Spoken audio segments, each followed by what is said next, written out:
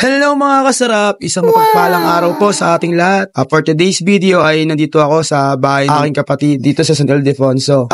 Binisita ko nga pala yung kapatid ko. Bali hapon na ako nung pumunta sa kanila dahil may pinuntahan ako na bangko dyan sa BPI sa Sapang Putol, San Ildefonso. Ang ganda ng langit, ang ganda ng kalangitan, magandang bumiyahe, hindi masyadong mainit, tsaka swabe lang yung dampi ng hangin sa katawan. Kaya naisipan ko na after ko pumunta rito sa may Sapang Putol sa BPI, sa bangko dahil meron akong kinausap ay dumiretso na ako dito sa bahay ng aking kapatid. Dito sa San Ildefonso. Dito yun sa Maasim. Actually, malapit lang naman yun. Kaya dumaan na ako para mabisita ko na rin yung kapatid ko tsaka yung dalawang pamangkin ko na si Mama tsaka si Macy. Dahil yung aking bayaw na si Unyo ay pumapasok. Doon siya pumapasok sa aming barangay, sa barangay Sampaloc, San Rafael, Bulacan. So, habang nagdadrive ako rito ay may tumawag sa akin na isang bata. Si Rafraf pala yun. Bali, siya ay pamangkin ng kapatid ko. Dahil anak ng asawa ng bayaw niya. So, ngayon ay papunta kami rito ngayon sa bahay ng kapatid ko na si Ella. At medyo daan-daan lang ang pagdadrive ko kasi gawa ng may hawak akong camera, hawak ko yung cellphone ko at angkas-angkas ko si Rafra. Nagulat nga ako at tinawag nga niya ako. Hindi ko na-expect na kilala pala niya ako. Dahil nakilala raw niya ako na kapatid ako ng tita Ella niya. Kaya nung tinawag ako, sabi ko, doon din ba ikaw pupuntahan ko kila Ella? Oo daw dahil doon din naman siya nakatira. Kaya inangkas ko na siya. Si Unyo nga pala ay wala dyan kasi may work siya. At ang work niya ay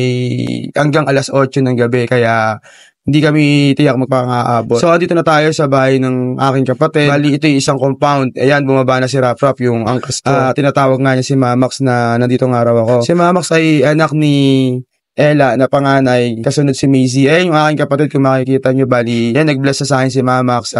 Si Ella naman ay nakita ko na nagluluto siya ng pasit canton. Pasit canton, kikiam, siomai, at saka bumili ng soft drinks. Yun daw ang ipapamerienda niya sa akin. Actually, hindi naman talaga ako gumagawi dito. Never ever talaga ako gumawi dito or gumawi sa mga bahay ng mga kapatid ko, sa bukid or sa bahay ni mother. Basta dito lang ako. Itong mga oras na to ay hindi ko alam dahil nga meron akong kinausap. Naisipan ko na rin na gumala. Yan, kung mapapansin nyo ay nagluto siya ng pansit canton. 3 pansit canton ang niluto niya and then kikiam nga at saka yung siomai tapos ay nagpabili siya ng soft drinks. Ako naman ay dala ko pa rin dito yung aking kape. Ang aking walang kamatayang kape ay dala-dala ko dito. Ayan at naglalaro na yung aking mapamangkin. Kung mapapansin nyo nandiyan din yung aking yung mug ko ng aking walang kamatayang kape. So ayan, kumain na ako at sabi ko ay kakain ako dahil nagugutom ako dahil parang natatandaan ko ang huling kain ko kanina ay parang bago ko umalis papunta dito. So mga kasarap, andito ko ngayon sa bahay ng aking kapatid na si Ella na never ko pang napuntahang madalas, lalo pat ako lang mag-isa. So, nag-decide lang ako na pumunta rito dahil yung way na papunta ako dito ay galing naman ako sa Sapang Putol, pabalik dito ay dito rin ang way ng daan ko. Kaya decide na ako na dumaan dito. Actually, dapat kasama ko si Mother Earth. Kaya lang kanina nung inaaya ko siya, ang sabi niya sa akin ay mainit at hindi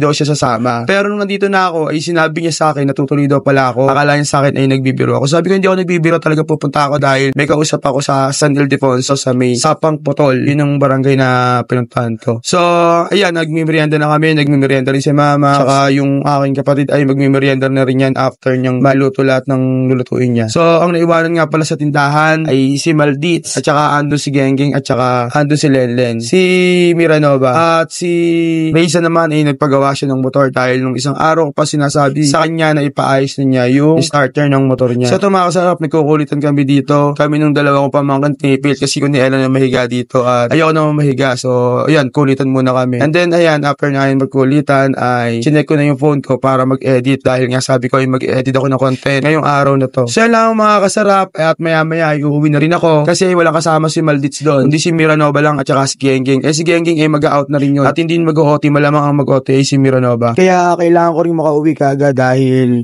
mahirap din bumiyahe kapag madilim na, lalo na kapag sa bypass ako dumaan medyo madilim. Mahirap mag-drive lalo pat mag-isa lang ako kaya papalipas lang ako ng oras, papahinga and then maya-maya iuwi na ako. And then, maya-maya nga ay nagpaalam na ako sa kapatid ko na si Ella at saka sa pamangkin ko na best friend ko rin na si Mamax at saka doon sa isa ko pamangkin na kay Macy. At ako iuwi na dahil ang uwi pa ng bayo ko na si Unyo ay alas 8. Hindi rin naman kayo magkakaabot lang kasi kailangan ko na nga rin umuwi at walang kasama sila Malditz sa karinderya. So maraming po sa lahat mga kasarap. Lagi po lang tatandaan na lahat pwede pero hindi lahat dapat. Bye-bye!